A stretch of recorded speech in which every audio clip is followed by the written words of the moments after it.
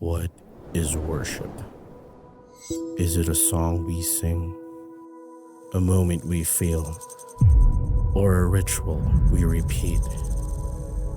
Or is it something more? Worship is not just a sound, it's Christ forming within us. It's not just personal, but a people gathered, united, transformed. It's not empty routines, but a living devotion. Worship is not just responding to the call, it's us becoming more like Him. Because worship doesn't stop when the music fades. It shapes how we live, how we love, how we witness. When we gather, we don't just shape worship.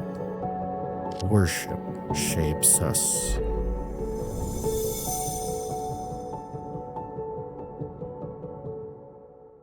So again, magandang hapon po sa ating lahat. Pwede mo batiin yung katabi mo, sabihin mo maganda ka sa hapon at magandang lalaki ka sa hapon. And again, we want to welcome you dito po sa atin sa Victory Lukban. And dadako na po tayo sa salita ng Panginoong Diyos. Inaanyahan ko po ang lahat na tumayo bilang paggalang sa salita at basahin natin sa ikalawang Timoteo chapter 3 verse 14 to 17 in ASND version.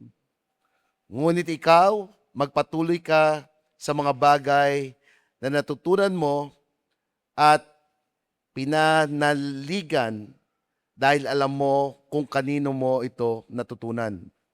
Mula pa sa pagkabata, alam mo na ang banal na kasulatan na nakapagbibigay sa iyo ng karunungan tungo sa kaligtasan sa pamamagitan ng pananampalataya kay Kristo Jesus.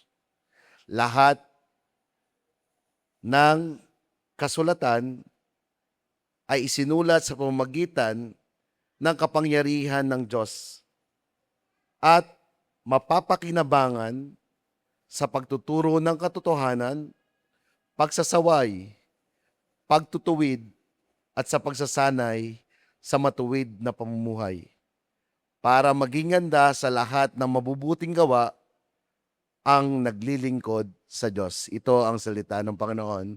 Tayo po'y manalangin. Panginoon, maraming pong salamat. Dalangin po namin na sa aming pagkikinig ng iyong salita, ito'y mag-transform ng aming isipan na hindi lang po namin maintindihan o ito'y manatili sa aming isipan, ba't tumagos sa aming mga puso at mauwi ito sa gawa. Na tunay, Panginoon, ang iyong salita ay nagbibigay ng pagbabago, nagbibigay ng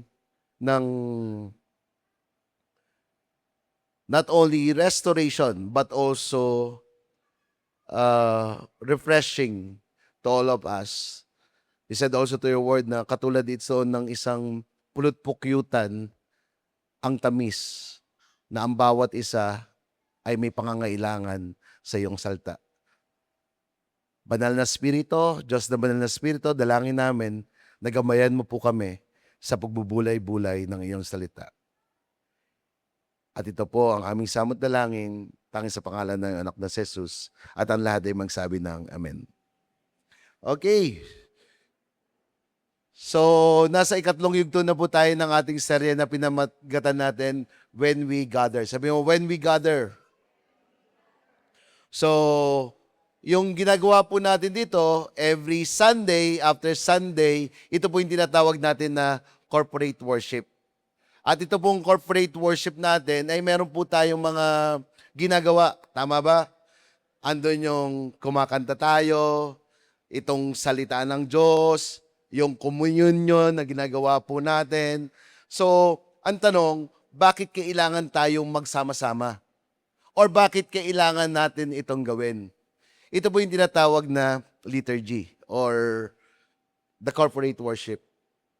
Yung liturgy po, hindi po ito letter F at hindi rin po letter E. Yan, nagjo-joke po ako. Nagjo-joke ako, ha. Ito po yung corporate worship na ginagawa natin. At kung ano po yung ginagawa natin dito, ito po ang humuhubog sa atin. What everything we do here every Sunday after Sunday, ito po yung nagpapabago at tumuhubog sa atin. Sino po dito may katabi kang mukhang mabait? Mukhang mabait. Yan. O sino po ditong may katabi ka na bumait na? Ayun, may mga nagtaas. Yung iba, wag magtaas pagka hindi mo ka-close yung katabi mo, ha? And to all of us, nagugulat tayo. Bakit noon, nung sa iba pa ako na andoon, parang walang pagbabago.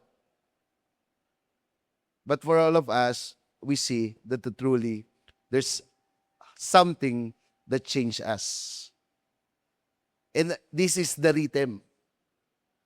Ito yung rhythm na nangyayari sa atin na akala natin hindi importante, pero ito po ay mahalaga.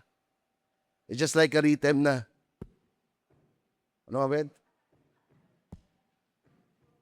So parang, in all, and when we see, lahat, ginagawa na po ito.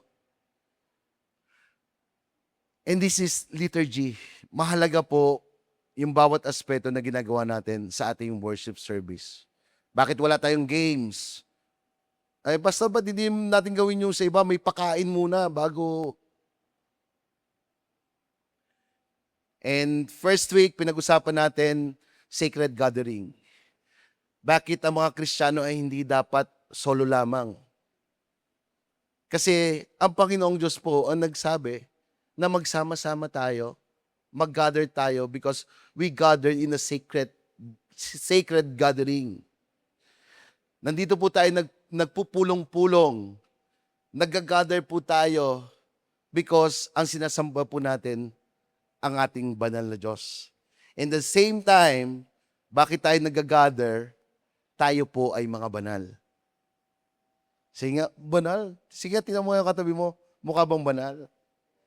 It's not because of our work, but it is because of the word of God. Every time po tayo nagsasama-sama, it bring encouragement to one another. Not only an encouragement, but also it's a shared life. Nagtutulungan po tayo. Pwede ba natin palakpakan yung mga graduates natin? Yun. Some of them are cum laude. Some of them are magna cum laude. And yung nag-iisa po nating summa cum laude. Yes. Bilang pastor nyo, I am so proud of you. Yun. Ang sarap parang nung nakita ko yung kami in the mark, in the tone, in the chest, tuwan-tuwa kami. Sabi, iba talaga, sa victory talaga, hindi lang maganda, matalino pa. Buti na lang, hindi nagmana sa pastor. Hindi, balik po tayo. Balik po tayo. Then, hindi lang po natin pinag-usapan yung secret gathering, but also we talk about the song. When we sing song, hindi lang po ito about our emotion or yung feel like lang natin or para lang sa mga tao. But every time we sing song, we praise and worshiping our great King. Na yung mga kinakanta natin, it truly changed us. But Pastor, kalimitan ang kinakanta natin, victory worship. Sa movement po natin, hindi po tayo na parang kanta lang ito ng victory. Hindi po. But we make sure na yung kinakanta po natin, it is scripturized. Napansin nyo yung parang yung mga kinanta natin kanina din? World fulfilled. Wag na yung boses. Pero truly, ang salita ng Diyos ay nangyayari, natutupad. So yung mga kinakanta po natin, we make it sure it is aligned to the Word of God. So, kinakanta pa lang natin, it truly shape us. I'll go. So, when we sing that, hindi mo lang kinakanta to para sa sarili mo, but again, it also move us to a mission. We sing song and praise to the Lord. And now, yung binanggit natin, we will talk about the liturgy of the Word of God. Ito po ang pinag-uusapan natin, yung salita ng Panginoong Diyos.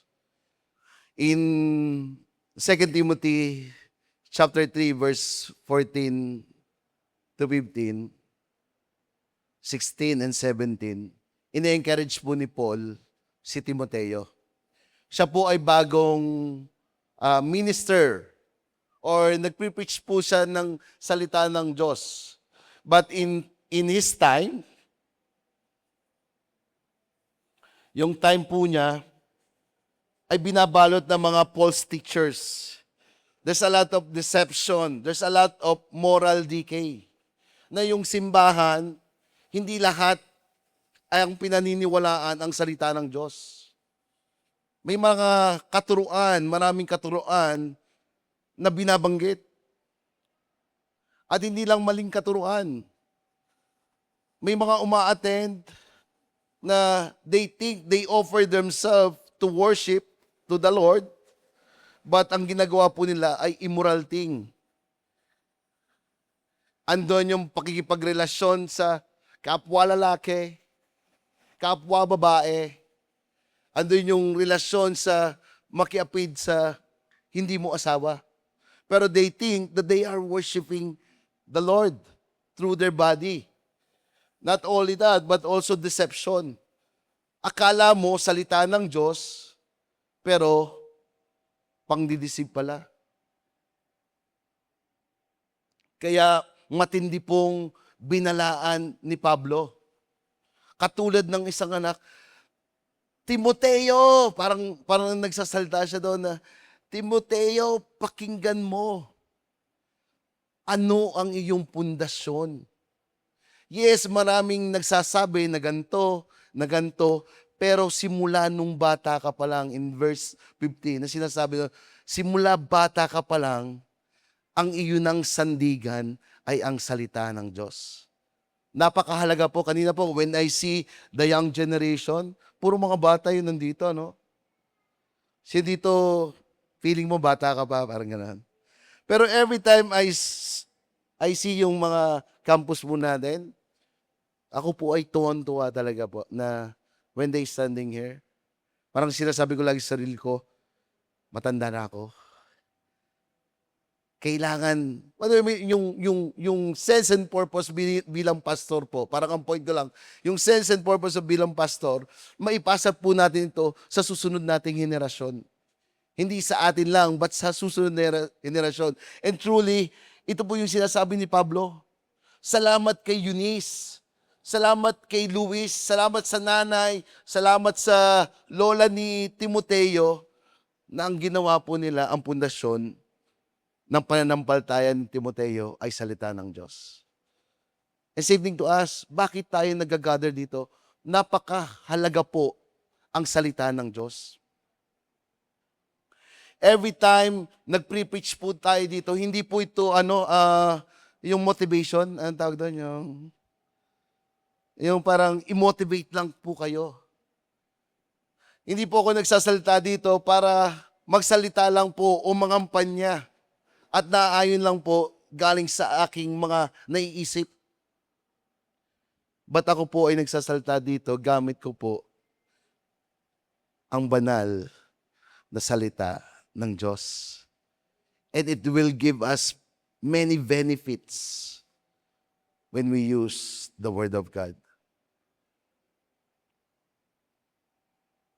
We do theology together. Sabi mo, we do theology together.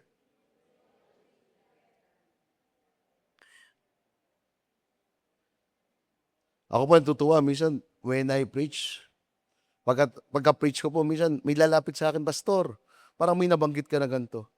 Ay, oo nga, no? They helping me also in my preaching. Same thing to us. When we do it, hindi lang po ako yung may otoridad to ano. Kumbaga, lahat po tayo ay inaatasan ng Panginoong Diyos na hindi lang po natin ito basahin, but isa puso po natin ang salita ng Diyos. Alamin po natin ang sinasabi po sa salita niya. So, una po natin matututunan, when we gather, the Word make us wise for salvation. Every time po nagkakameron po ng pagpupulong dito at ginagamit po natin ang salita ng Diyos, ito'y nagbibigay sa atin ng katalinuhan sa kaligtasan. Marami pong libro for self-awareness, tama ba? Gusto mong sumakses? Di ba? May libro na para mag-success ka. Gusto mo ng maging magaling na businessman, may libro para sa pagiging magaling na businessman. Gusto mo na magluto, may libro sa pagluluto. But ang salita po ng Diyos ay kakaiba sa lahat ng libro. This is the best book ever we had.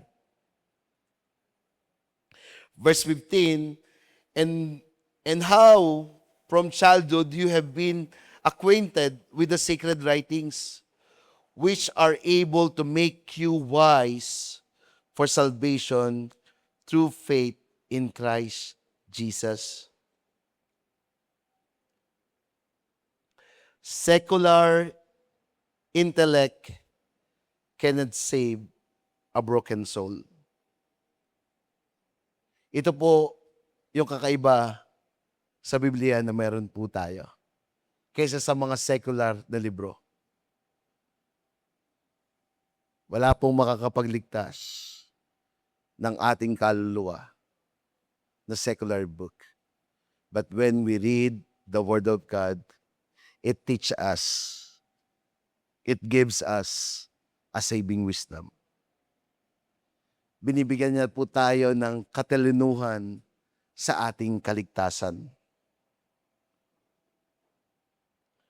That's why when we gather and open the scripture, we are confronted with a completely different kind of wisdom.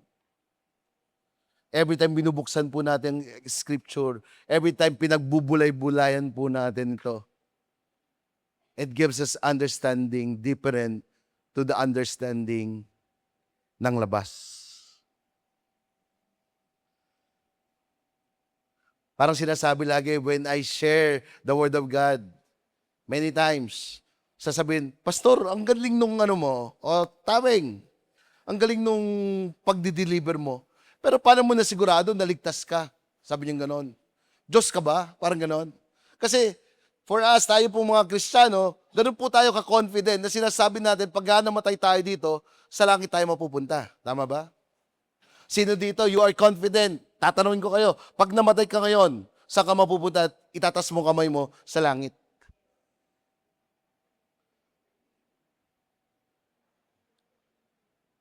Why? Ba't ka sigurado? Yes. Because it is written in the Word of God. Yung confidence po na meron ako, hindi po ako nagsasalita dahil ako po ay talagang magaling sa speaking. Pagka nalaman niyo po nung college ako, it's better to repeat than to report. Ayoko pong ayoko talagang mag-report.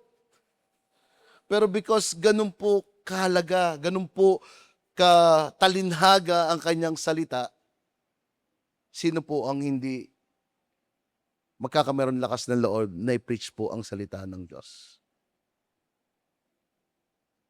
It gives us saving wisdom. Yung kaalaman po natin sa kaligtasan ay hindi po alam ng mundo. Ang alam pa rin po nila, paano mapupunta sa langit? Pag gumawa ka ng mabuti. Paano mapupunta sa langit? Pag umanib ka sa aming relihiyon. Ba't hindi po yun yung sinasabi ng Biblia? In John 14, verse 6, Jesus said, I am the way, the truth, and the life. No one comes to the Father except through me. There's a reason why Jesus Christ died on the cross. At kung sinong mananampalataya ay magkakameron ng buhay na walang hanggan. And that is the saving wisdom. This saving wisdom, hindi po lahat meron nito.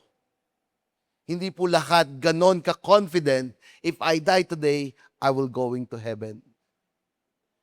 Sabi mo sa katabi mo, mapalad ka. Dahil isa ka sa nakakaalam ng kaligtasang ito.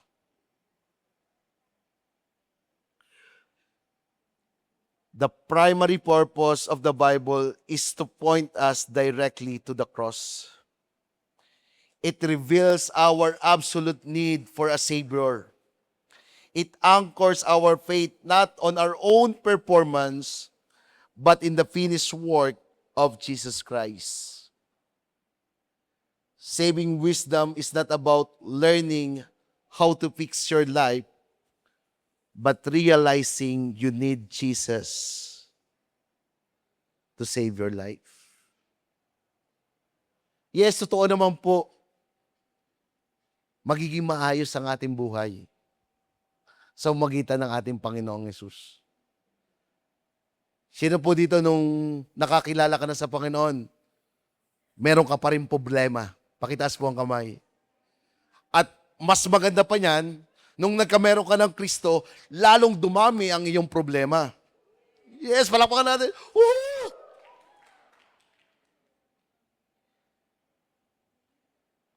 Anong pinagkaiba po natin sa labas? Sa labas din naman po may mga problema sila.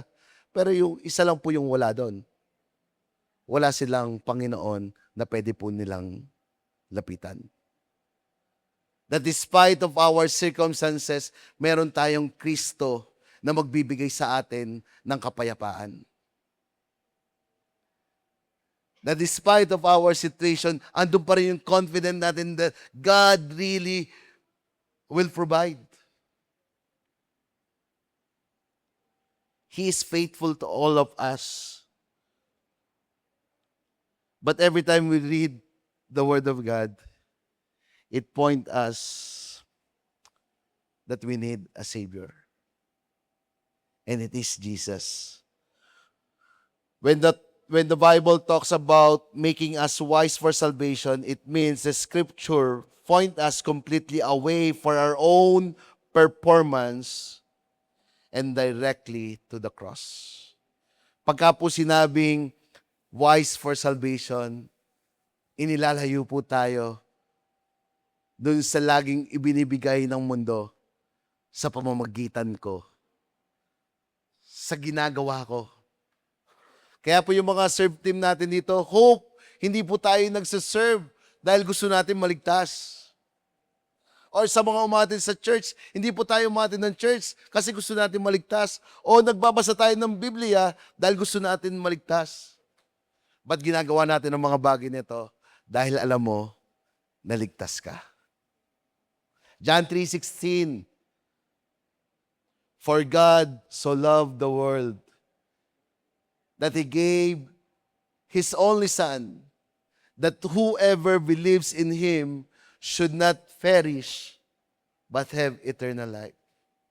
There is a bad news. Ano po yung bad news? Mapupunta ka sa impyerno. Gusto ko pong takutin ng bawat isa, Nax. Kasi hindi po magiging maganda yung balita kung hindi mo naintindihan yung masamang balita. Ang sabi po dito, that whoever believes in Him should not perish. Kung sinong mananampalataya sa ginawa niya sa cross ng Kalbaryo ay hindi mapaparusahan, bagkus magkakameron ng buhay na walang hanggan. Ipino-point out po tayo na hindi sa ating gawa, but sa ginawa po ng ating Panginoon. Hindi po sinabi dito, but whoever do the good works. Hindi po sinabi, but whoever who sing a song to the Lord. Basabi po dito, that whoever believes. Sino po dito, tinanggap mo si Jesus bilang Panginoon at tagapagligtas ng iyong buhay? Then there's assurance that we are going to heaven. The gospel is like a flawless diamond. Tama ba? Ganyan po makikita natin kaganda ang kaligtasan na ibinigay po sa atin ng Panginoong Diyos. Habang binabasa po natin ang salita from Genesis to Revelation, it shows us the many facets of God for our salvation. Yung beauty nito, kung makikita mo yung diamond, ang dami niya pong beauty. With a capital F, facet. Tama na ba, Chester?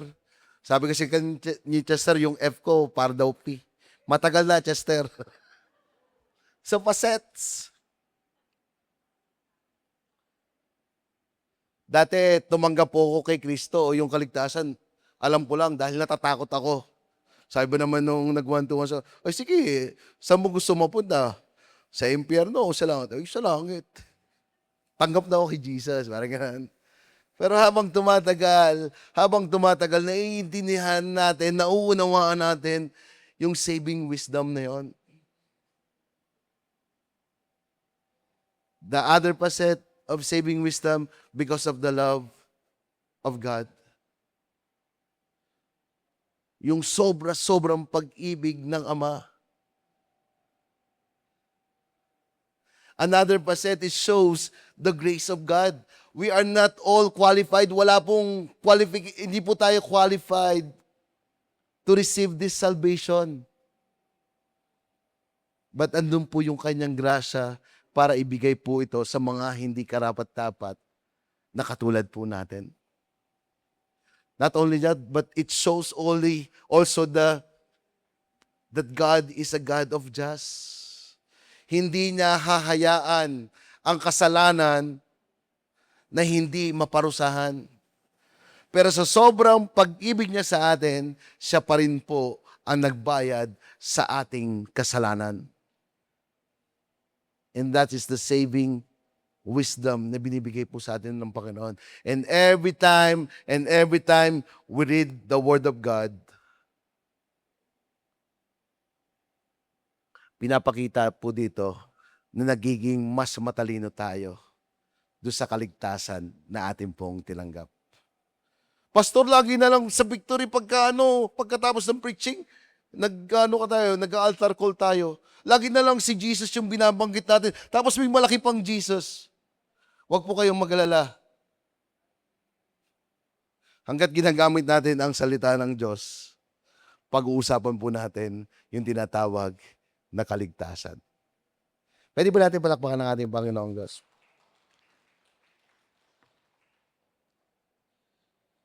Second point, the Word reprograms our lives by teaching, reproof, correction, and training. Verse 16, all Scripture is breathed out by God and profitable for teaching, for reproof, for correction, and for training in righteousness. Every time we attend church, every time we hear the word of God, it is the time na yung mind natin ay binabago at binabago. Sino dito, nung umattend ka, parang piling mo, ang gulo-gulo ng mundo. Parang hindi ka belong sa mundo. Bakit? Syempre, there's a lot of things na ginagawa ng mundo na hindi nakaaya-aya sa atin bilang isang Kristiyano. Lagi ko po sinasabi, we are aliens of this world. Sabi po sa Scripture. Alien? Yan, diyan kayo magaling. But every time we come here, the Word of God reprogram our lives.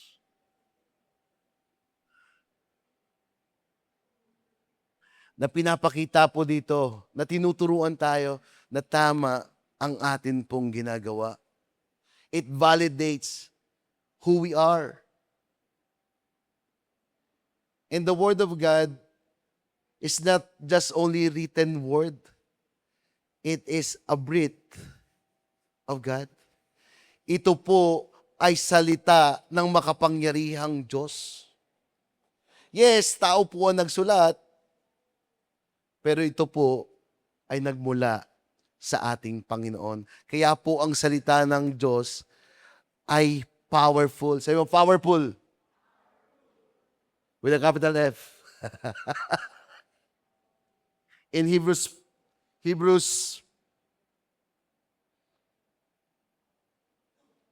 4:12, for the word of God is alive and active, sharper than any double-edged sword. It penetrates even to dividing soul and spirit, joint and marrow. It judges the thoughts and attitude of the heart. Because it is a breath of God. Ang salita daw po ng Diyos ay buhay at aktibo. Hindi lang po siya buhay, but siya po ay aktibo. Sige nga po, tayo nga po kayo. Tayo po kayo. Yan. Ibig po sabihin yan, hindi pa kayo tulog. Sige, upo na po ulit kayo. Yan. Nakita niyo yung buhay? Gumagalaw. Aktibo. So every time we hear the word of God, hindi lang po ito magpapas lang sa tenga natin o lalabas. Sabihin mo masakit. Sabi doon, this is alive and active. Sharper than any double-edged sword. Sobrang talas na tabak na dalawa ang talas. O dalawang talim. So, nakakita na kayo ng matalim na kutsilyo? Yung pagka naghati ka, talagang kahit buhok na nakahati. So, ganun daw po ang salita ng Diyos. Kaya walang makalusot. Every time we hear the word of God, it truly penetrates our soul. Not only our soul, but also our joint and marrows. It judges the thoughts and the attitude of the heart. Kung may mga pangit, ba't nakatingin kayo sa akin nung nagsabi akong pangit? Pagka may mga pangit sa ating mga puso, may mga pangit sa ating isipan, when we hear the word of God, it truly, the word penetrates us. Sabi na po, it penetrates the joint and marrow. Ayan, di ba, sa PT, pagka pinag-usapan yung marrow, yan po yung kalagitnaan ng buto. O yung tinatawag nating utak, yung sa mga baka, di ba, yung bulalo. So grabe, sabi ko, yung nag-growth dito, parang doktor, nag-anatomy. Parang gano'n. Alam niya yung anatomy, hindi lang basta-basta parang kinuha kung saan. At alam mo talaga na yung salita ng Diyos ay sobrang talinhaga. Sabi doon, kaya niyang pasukin. So name it, walang sino man na pagka nakarinig ng salita ng Diyos na hindi tatamaan. Ito daw ay may pakinabang sa pagtuturo. May pakinabang sa pagsasaway. May pakinabang sa pagkokorek. At may pakinabang sa pagtitrain in righteousness.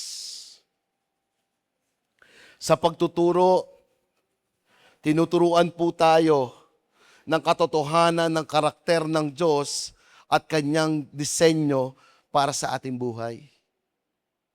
Di ba totoo naman? Before we attend the church, hindi natin alam kung saan tayo galing. Sino po dito hanggang ngayon naniniwala ka na ikaw ay nagmula sa unggoy? Meron po ba?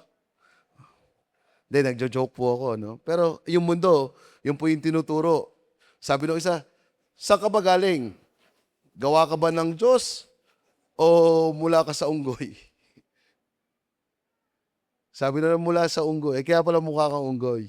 Hindi, yung mga biruan na. No?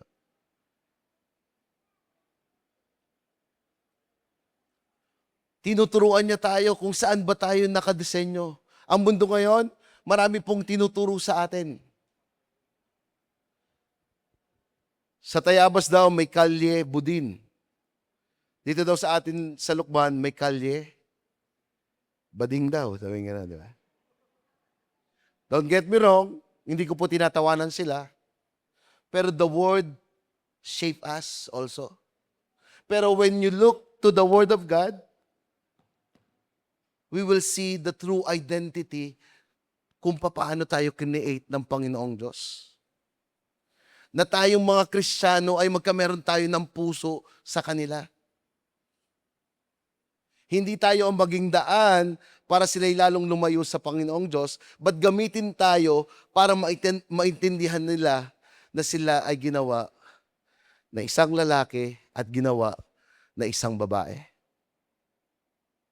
Tinuturuan tayo kung sino ang ating Panginoong Diyos. Yung karakter na meron siya. Since dito, every time we understand that God is really faithful, we understand that God is really the one who provide. Andun yung point na tayo may iyak na lamang. When I hear yung ating summa cum laude, yung speech niya, talagang na, sabi niya, hindi ito sa akin.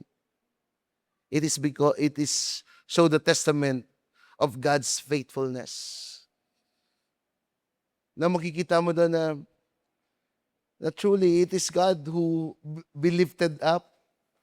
Ang Panginoong Diyos yung nalilift up in everything na ginagawa natin. Hindi lang niya tayo tinuturuan kung sino siya, but tinuturuan niya rin kung ano yung layunin na meron po tayo. Not only that, but also reproof o nagsasaway ang salita ng Diyos na naglalantad ng ating mga tinatagong kasalanan, kapalaluan, at maling ugali. Na ang salita po ng Diyos ay katulad po ng isang mirror. Sino dito nasaktan ka na? Pero gusto mong masaktan ng maganda? Read the Bible every day. At makikita mo kung gaano tayo makasalanan. But every time we read the Word of God, it not only correct us, hindi lang tayo sinasaway nito, pero tinetrain tayo para maging righteous. Nakita mo ba yung tagal mo sa pag-attend, sa pakikinig ng salita ng Diyos, sa pagbabasa ng salita ng Diyos? Tunay na ikaw ay nababago. Sabi doon, ang pananampalataya ay dahil sa pakikinig at pakikinig ng salita ng Diyos. Dati ang napapakinggan lang natin yung sinasabi ng tao. But now, every time we hear the Word of God, it build the faith that we had. Na dati ayaw nating mahalin ang ating kaaway. But every time we hear, we see who our God is. Now, yes, it is hard. Hindi madali. Pero ito po ay nangyayari. Balik ko po uli yung tanong natin. Sino dito nung nagka-Diyos ka na, nabago ka na? At patuloy na binabago ng Panginoong Diyos. Hindi po perke ako nagsasalita dito. Ibig sabihin, ako po ay isang hindi na pwedeng i-touch dahil napaka-perfecto na ni Pastor. Nagkataon lang po na ako yung tinawag na magsalita. Pero you know what? Kausap ko nga po pala yung kanina yung teacher ng Kids Church. Sabi niya, Pastor, ang hirap magturo. Sabi niya gano'n. Kasi pagka nagtuturo ako mismo tinatamaan. Eh tama yun, kasi ang tinuturo mo ay salita ng Diyos. Wala pong lusot, tama ba? Kasi kung hindi ka na tinatamaan, ay baka perpekto ka na. Baka nasa langit ka na. Nakikita niyo yung ano? It shape our mind. It shape our thoughts. Sabi po, do not conform to the pattern of this world, but keep on renewing our mind. Every time we gather, every time we do this sermon, it renewing our mind. Yung mga pagod, nare-replenish. Yung mga sugatan, ay nag-heal. Yung mga pasaway, nag-end up ng repentance. Kaya every time the finish nung sermon, ano pong ginagawa natin? Humihingi po tayo ng tawad sa Panginoong Diyos. Every time we look to the Word of God, it train us for righteousness. Sino po dito nag-gym ka? Ayun, meron dito mga nag-gym, may mga kilala ko. O sino dito nag-train kayo? Yung mga magagaling po natin musician, hindi po isang beses naging magaling na musician na po yung mga yan. Yung mga body lifter po natin dito, yung pagka naglakad, talagang muscle man. Hindi po 5 minutes lang na nagbuhat sila, lumaki na agad yung muscle na yan. And same thing to us in training in righteousness. Every time we hear the Word of God, every time we meditate it day and night, every time there's someone who shares sa atin yung Word, nabibuild po yung faith na meron tayo, and it train us for righteousness. Bakit ang laki na ng pinagbago mo? It is because of the Word of God. It renew our mind. It transform us. 9 years ago po, meron po akong na-meet na mag-asawa sa Victory Lucena. And every time after ko mag-preach, lalapit po sa akin yung guys. Tapos sabi niya, Pastor, pag-prayan mo naman ako. Tapos sabi niya, Pastor, gusto ko yung word mo, yung 2 Corinthians 5:17. I declare, Lord, I declare the 2 Corinthians 5:17 into my life. If anyone is in Christ, he's a new creation, the old has gone, the new has come. The next Sunday, yung babae na lang ang umattend. Tapos sabi ng babae, ay Pastor, yung asawa ko kasi pagka nakainom, ay hindi na uwi. Ay, alam mo ba, yung prayer namin last time, 2 Corinthians 5:17. So, please continue praying for him. Na ito yung prayer niya. 2 years after nung pag-uusap namin, basta ganun yan, basta umattend siya, pag-uusapan po namin, pag-preparean ko, and 2 Corinthians 5:17, yung pinuput niya lagi.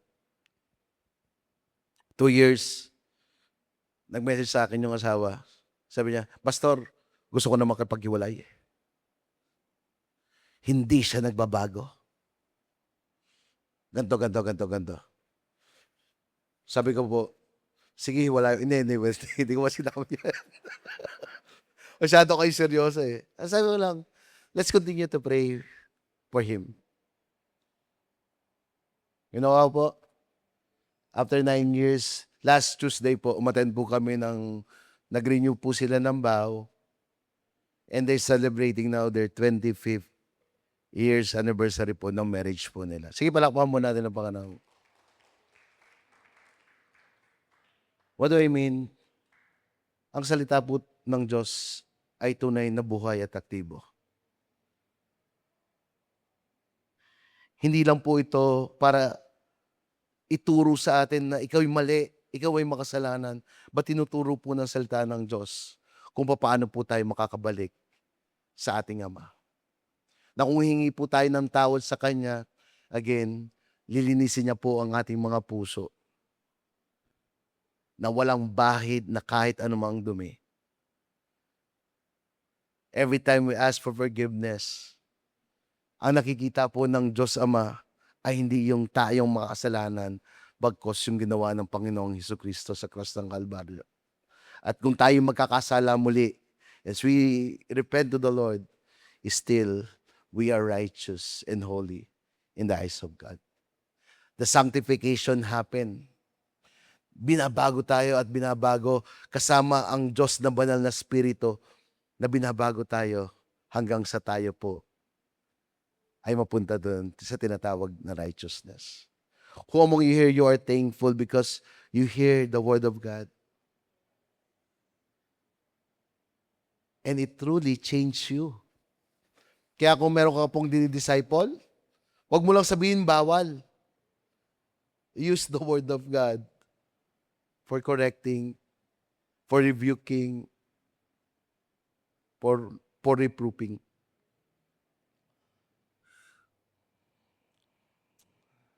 So sige, tingnan niyo ulit yung katabi niyo. Mukha bang train na for righteousness? Yan. And this is the goal. Maging righteous po tayo. At darating yung time, yung dating kahinaan natin, now tayo po ay magiging malakas na. In my early Christian, alam niyo po yung early Christian ko, hindi po ako ganito katapang na magsalita. But every time I hear the Word of God, truly binabago at binabago po ako ng Panginoon. Noon po mayabang ako. Ngayon, mayabang pa rin po ako. But every time I hear the Word of God, again, it changed me. Kaya kung ikay asawang lalaki, mag-sorry ka na kaagad sa asawa mo. Kasi ang nagmamataas ay binababa at ang nagpapakumaba ay tinataas ng Panginoong Diyos. Truly, we will end up righteousness. But ano pong reason? Bakit kailangan natin to be Christ-likeness? Ang reason ba para, wow, then after Sunday, uupo tayo muli dito, tapos magiging righteous lang tayo. We carry the love of the Lord, not only the love of the Lord, but the patience of the Lord, and we also carry the self-control of the Lord.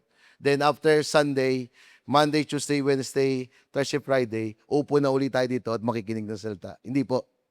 In verse 17, it says here, the man of God may be complete, equipped for every good works. After the correction, after the reproving, after the equipping, God sent us to do the good works. The Word equip us for every good works. That's why in our church, we honor God and we make disciples. We loving God and we loving people. Hindi lang po tayo mag-end up na nakikinig ng salita ng Diyos. Hindi lang po tayo mag-end up na tinransform po tayo ng salita ng Diyos. Hindi lang po natin ina-acknowledge o naintindihan yung kaligtasan na ginawa niya in many facets. But tinatawag tayo ng Panginoong Diyos na i-share natin kung ano yung meron tayo sa iba. God is calling us also, like Timothy, to preach the gospel. Sabi mo sa katabi mo, to preach the gospel. You are the ministry of reconciliation. Naniniwala po tayo that every member is a minister. Ang ministeryo po dito ay hindi lang po yung pastor, but kung tayo po ay nandito sa simbahang ito, and we call ourselves that we are one big happy life, we are one big happy family, God is calling you to share it to others. Hindi po tayo nandito para magpataba lang, ma-enjoy yung community. Pero okay naman, we enjoy naman, right? Di ba? Saya natin dito. But again, pag-uwi po natin ng bahay, you are equipped to do the good works sa inyong pong tahanan. Pagpunta mo sa iyong trabaho, God equip you, or the Word of God equip you to do the good work to your workplace. Sa iyong campus, after the Word of God equip you, dinadala tayo ng Panginoong Diyos sa ating campus to do the good works. Without the Word, we are spiritually complete, fragile, and unequipped to handle the trial of life. Ang pagiging pong Kristiyano ay hindi po patagalan. Tama ba yan?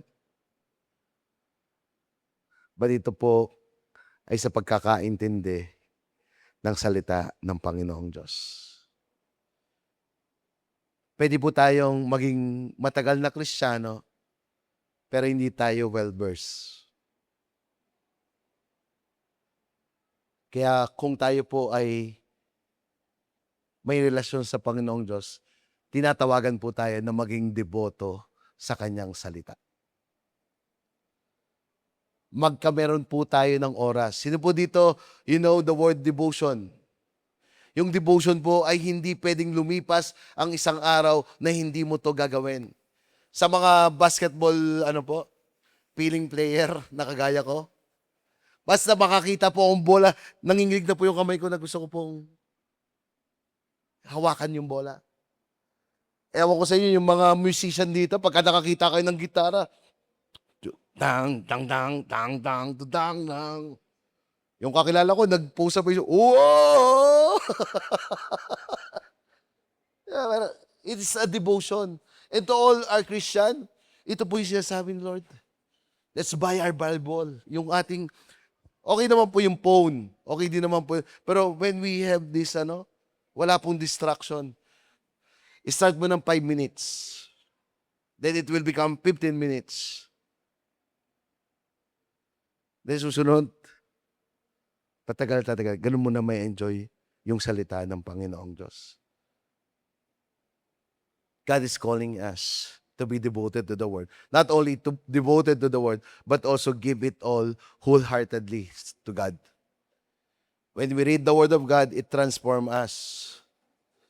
Sino dito, alam mo na meron kang nagawang mali sa Panginoong Diyos?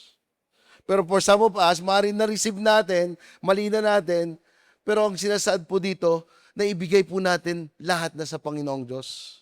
Huwag po tayong aalis sa place na to, na parang, hindi Lord, akin pa rin to. But ang salita po ng Diyos ay katulad ng isang hammer o isang martilyo na kaya niya pong durugin yung tinatawag na kasalanan. Katulad po ng isang ulan na kaya niya pong diligin, lunudin yung tinatawag po na kasalanan. God is calling us to give it wholly. Buong-buo daw po nating ibigay ito sa Panginoong Diyos. At siya po ang ating Panginoong Diyos na magbibigay ng kapatawaran sa atin. As I end, God does not shape us just so we can sit in the church chair and feel spiritually full, but He shaped us to send us out. God is sending us out. After po ng Sunday, we hear the sermon, and we do it also to others. Ang kagandahan po sa atin, may tinatawag po tayong BG app o yung sermon based po series na meron tayo na after this sermon, doon sa BG app, makikita natin kung paano na mag-handle ng victory group at meron na po din yung sermon base. Any one of us can do it. Tama ba? Nakapakinig na po tayo ng salita and after nun, tayo mismo, we can share also and we can have our small group. God is sending us out. Let us pray. Lord, thank you for your word. Truly, we pray, God, that we will devote ourselves to the powerful scripture of yours.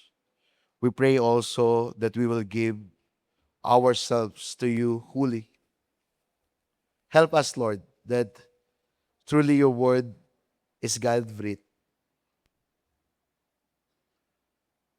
that is profitable for teaching, correcting, reproof, and training for righteousness.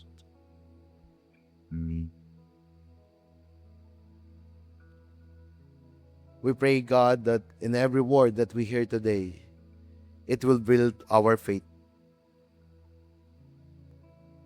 And this faith understand that truly we need a Savior. Everything na ginagawa namin dito sa mundo, ang aming kabutihan, ang aming kagalingan, ay hindi lang po ito para sa amin. But gusto po namin ibalik muli ito sa iyo, aming Panginoong Diyos. And if you're that person today, that you hear the Word of God, may mga bagay pa tayo na tinatago sa ating mga puso. At itong tinatago natin ito yung nakakapagpalayo sa relasyon natin sa Kanya. God is asking us, anak, isurrender mo na yan sa akin.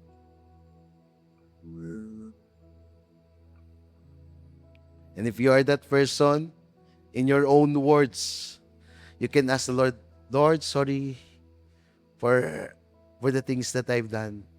Sorry, Lord, ang sinuko ko lang sa'yo ay 95%. But now, Lord, gusto kong isuko sa'yo 100%. If you are that person, just ask for forgiveness to the Lord. And when you ask for forgiveness, truly, God will change our heart. God will transform our mind. He will cleanse it. Lilinisin niya to na katulad ng isang puting asno. Walang bahid na kasalanan na matitira. And God truly, really forgiving you. And if you are that person, you pray, I want to pray for you. Lord, thank you that it's you, a God who heal. Ikaw ang Diyos na naglilinis. Ikaw ang Diyos na nagpapagaling. Ikaw ang Diyos na nagre-restore. Lord, patuloy mong ipakita kung sino ka sa amin. Ang iyong karakter, ang iyong mga gawa, at kung ano yung layunin mo sa aming mga buhay. That's why itong pinakamaliit na bagay na ito sa aming pagbibigay sa iyo ay bibigyan mo kami ng kalayaan. You said to your word, if the Son set us free, you will be free indeed. Ang iyong mabuting balita ay hindi lamang aming tinanggap nung araw na una ka naming tinanggap, but ang mabuting balita ay pang-araw-araw na nagbabago sa aming mga buhay. And truly, God, thank you because it is you who restore us. And I sense God is giving you a heart of passion. God is giving you a devoted heart, devoted mind to really love the Word of God. Father, thank you for these people. You will make them grow the faith that they have. In Jesus' name I pray. Amen and amen. Sige, palakpakan po natin ng Panginoon. Can we all stand up? Ang salita po ng Diyos ay hindi mauwi sa walang kaparakan. At kung anong layunin po nito, ay ito po ay mangyayari. And today as we sing this song, can we search our heart? Lord, ano ba ang iyong salita na itinuturo sa akin ngayon? And like what yung story ko kanina, there's a one verse na pinanghawakan nila. And truly this verse, it changed their relationship. It's saying to us, can you all close your eyes? I believe that there's a word of God that ipinuput sa inyong mind. Continually declare it. Lord, thank you. Because you said to your word that before we formed, you knew us. Oh Lord, thank you because you have many plans men have many plans in their heart, but let your plans will prevail. Maybe God is comforting you right now, embracing you, and telling you that you are precious. You are my princess. Maybe some of us, God encouraging us that you will be a conqueror. You are victorious. Lord, thank you, God, that we want you will be worship into this place.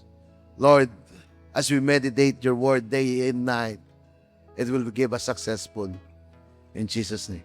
Let's sing song to the Lord.